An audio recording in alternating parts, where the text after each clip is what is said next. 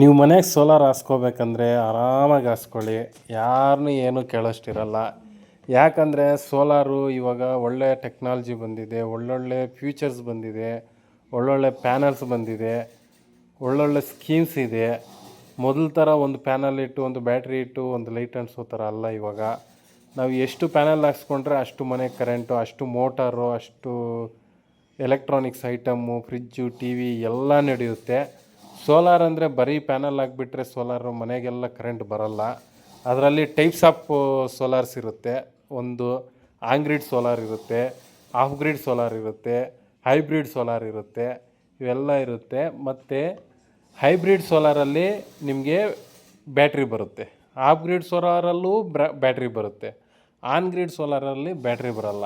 On grid ಸೋಲಾರಲ್ಲಿ ನೀವೇನಾದರೂ ಹಾಕ್ಸ್ಕೊಂಡ್ರೆ, on grid solar ಅನ್ನೋದು ಹಾಕ್ಸ್ಕೊಂಡ್ರೆ ಅದೇನು ಆಗುತ್ತೆ, ಬರೀ ಕರೆಂಟ್ ಬಿಲ್ಲು ಝೀರೋ ಮಾಡುತ್ತೆ. ಇದು ಚೆನ್ನಾಗಿ ಜ್ಞಾಪಕ ಇಟ್ಕೊಳ್ಳಿ. 25 ವರ್ಷ ಇದು ಅಗ್ರಿಮೆಂಟ್ ಇರುತ್ತೆ. ಬರೀ ಕರೆಂಟ್ ಬಿಲ್ ಮಾತ್ರ ಝೀರೋ ಮಾಡುತ್ತೆ. ಮತ್ತು ಕರೆಂಟ್ ಹೋದ್ರೂ ನಿಮ್ಮ ಮನೇಲಿ ಕರೆಂಟ್ ಇರಲ್ಲ. ಯಾಕಂದರೆ ಇದು ಆನ್ ಗ್ರಿಡ್. ಬೆಸ್ಕಾಮ್ ಆಚೆ ಬೆಸ್ಕಾಮ್ ಕರೆಂಟ್ ಇದ್ದರೆ ಮಾತ್ರ ಸೋಲಾರ್ ವರ್ಕ್ ಆಗುತ್ತೆ. ಆಚೆ ಬೆಸ್ಕಾಮ್ ಕರೆಂಟ್ ಇಲ್ಲ ಅಂದರೆ ಸೋಲಾರ್ ವರ್ಕೇ ಆಗಲ್ಲ. ಇದು ಆನ್ ಗ್ರಿಡ್ ಸೋಲಾರ್. ಇನ್ನೊಂದು ಆಫ್ ಗ್ರಿಡ್ ಸೋಲಾರ್ ಏನಂದರೆ ನಿಮ್ಮದೇ ಪ್ಯಾನಲ್ಲು, ನಿಮ್ಮದೇ ಬ್ಯಾಟ್ರಿ, ನಿಮ್ಮದೇ ಕರೆಂಟು, ಎಲ್ಲ ನಿಮ್ಮ ಕರೆಂಟ್ ನೀವೇ ಸೋಲಾರಿಂದ ಬ್ಯಾಟ್ರಿಗೆ ಚಾರ್ಜ್ ಆಗುತ್ತೆ. ಬ್ಯಾಟ್ರಿ ಚಾರ್ಜ್ ಆಗಿದ್ದನ್ನ ನೀವು ಯೂಸ್ ಮಾಡ್ಕೋಬೋದು. ಅಂದರೆ ಇನ್ವರ್ಟ್ರು, ಆಫ್ ಗ್ರಿಡ್ ಇನ್ವರ್ಟ್ರ್ ಇರುತ್ತೆ. ಆ ಇನ್ವರ್ಟ್ರಿಂದ DC-ನ AC ಪಂಪ್ ಮಾಡಿ ನಾವು ಎಲೆಕ್ಟ್ರಾನಿಕ್ಸ್ ಎಲ್ಲ ಐಟಮು ಇಟ್ಟು ಸಪ್ಲೈ ಯೂಸ್ ಮಾಡ್ಕೋಬೋದು. ಇಷ್ಟು. ಮತ್ತು ಆನ್ ಗ್ರಿಡ್ಡಲ್ಲಿ ಪ್ಯಾನಲ್ಸ್ ಬರುತ್ತೆ, ಮತ್ತು ACDB DCDB ಬರುತ್ತೆ, ಮತ್ತು ಇನ್ವರ್ಟರ್ ಬರುತ್ತೆ. ಇನ್ವರ್ಟ್ರಿಂದ ನೆಕ್ಸ್ಟು ನೆಟ್ ಮೀಟ್ರ್ ಬರುತ್ತೆ, ಜನ್ರೇಷನ್ ಮೀಟ್ರ್ ಬರುತ್ತೆ. ಜನ್ರೇಷನ್ ಮೀಟ್ರಲ್ಲಿ ಏನಾಗುತ್ತೆ, ಎಲ್ಲ ಕ್ಯಾಲ್ಕುಲೇಟ್ ಮಾಡುತ್ತೆ ಎಷ್ಟು ಸೋಲಾರ್ ಜನ್ರೇಷನ್ ಪ್ರೊಡಕ್ಷನ್ ಆಗಿದೆ ಅಂತ. ನೆಟ್ ಮೀಟ್ರ್ ಏನು ಮಾಡುತ್ತೆ, ಸೋಲಾರು ಎಷ್ಟು ನೀವು ಮನೆಗೆ ಯೂಸ್ ಮಾಡಿದ್ದೀರಾ, ಮಿಕ್ಕಿದ್ದನ್ನು ನೀವು ಬೆಸ್ಗಾಮ್ಗೆ ಎಷ್ಟು ಸೇಲ್ ಮಾಡಿದ್ದೀರಾ ಅಂತ ಕ್ಯಾಲ್ಕುಲೇಟ್ ಮಾಡುತ್ತೆ. ಮತ್ತು ಸೋಲಾರಲ್ಲಿ ಹೆಚ್ಚುವರಿ ಕರೆಂಟನ್ನು ನೀವು ಗ್ರಿಡ್ಡಿಗೆ ಸೇಲ್ ಮಾಡ್ಕೋಬೋದು. ಮತ್ತು ನೀವು ಎಷ್ಟು ಕರೆಂಟ್ ಯೂಸ್ ಮಾಡಿದ್ದೀರ ಅಂತ ಒಂದು ಮೀಟ್ರಲ್ಲಿ ಸೇವ್ ಆಗುತ್ತೆ, ಇನ್ನೊಂದು ಮೀಟ್ರಲ್ಲಿ ನಿಮಗೆ ಎಷ್ಟು ಕರೆಂಟು ಮಿಕ್ಕಿದ್ದನ್ನು ಸೇಲ್ ಮಾಡಿದ್ದೀರ.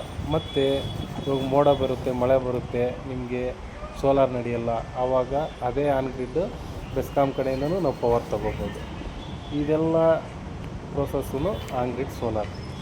ಆನ್ ಗ್ರಿಡ್ ಸೋಲಾರ್ಗೆ ಇಷ್ಟು ಪ್ರೋಸೆಸ್ ಬರುತ್ತೆ.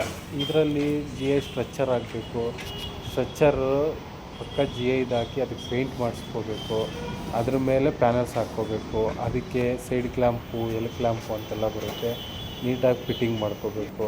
ಮತ್ತು ಇನ್ವರ್ಟ್ರ್ ಫಿಟ್ಟಿಂಗ್ ಮಾಡ್ಕೋಬೇಕು. ಇನ್ವರ್ಟ್ರು ಒಳ್ಳೊಳ್ಳೆ ಕಂಪ್ನೀಸ್ ಇದ್ದಾವೆ. ಲುಮಿನಸ್ ಇದೆ, ಸೋಲಿಸ್ ಇದೆ, ಡೇ ಕಂಪ್ನಿ ಇದೆ, ಮತ್ತು ಒಳ್ಳೆ ಕಂಪ್ನಿಗಳಿದೆ. ನೀವು ಯಾವ ಚಾಯ್ಸ್ ಮಾಡಿಸ್ಕೋಬೋದು. ಪ್ಯಾನಲ್ಸು ಅಷ್ಟೇ ಒಳ್ಳೊಳ್ಳೆ ಕಂಪ್ನಿ ಪ್ಯಾನಲ್ಸ್ ಇದೆ.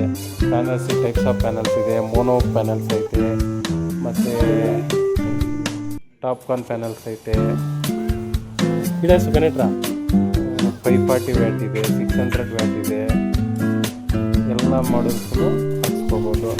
ಇದರಿಂದ ನನಗೆ ಗೊತ್ತಿದ್ದಂಗೆ ಒಳ್ಳೆಯದೇ. 25 ವರ್ಷ ಕರೆಂಟ್ ಬಿಲ್ ಕಟ್ಟಂಗಿರಲ್ಲ.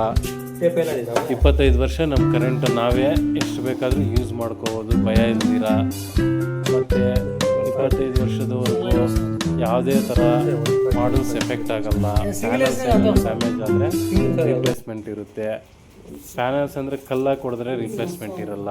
ಅಕಸ್ಮಾತಾಗಿ ಬರ್ನಾಗಿ ಗ್ಲಾಸ್ ಹೊಡೆದೋಗಿರುತ್ತೆ, ಏನೋ ಎಕ್ಸೆಟ್ರಾ ಪ್ರಾಬ್ಲಮ್ ಆದರೆ ಮಾತ್ರ ರಿಪ್ಲೇಸ್ ಇರುತ್ತೆ. ಪ್ಯಾನಲ್ಸ್ಗೆ 20 ವರ್ಷ ವಾರಂಟಿ ಇರುತ್ತೆ.